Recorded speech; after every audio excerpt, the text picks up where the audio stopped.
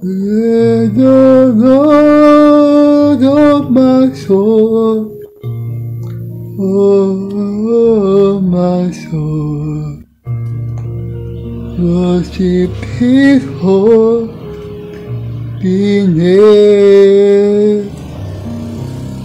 Seems like never before, oh my soul, I worship your holy name.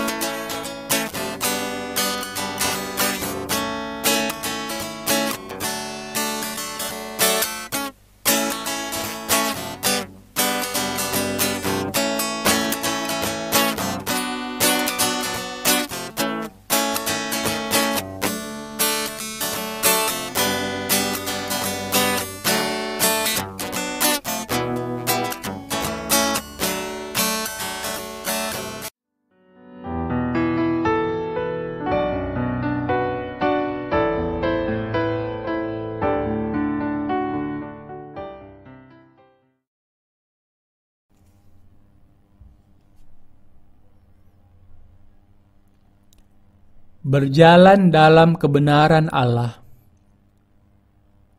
Roma 8 ayat 12 sampai 16.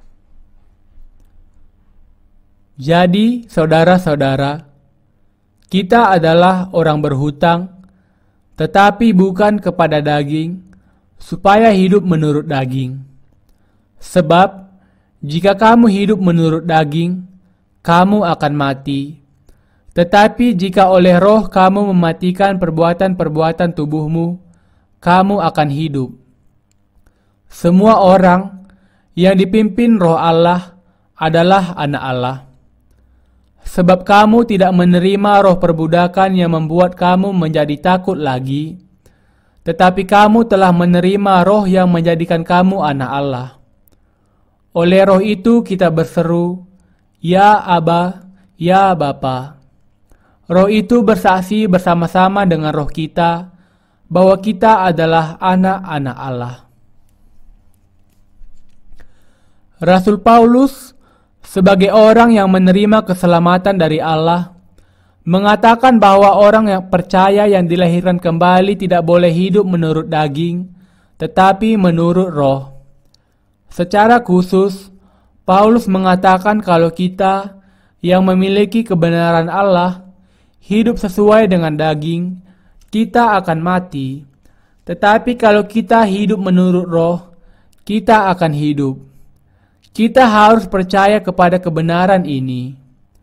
Lalu, bagaimana seharusnya orang percaya menjalani kehidupannya? Haruskah mereka hidup menurut kebenaran Allah atau hawa nafsu kedagingan?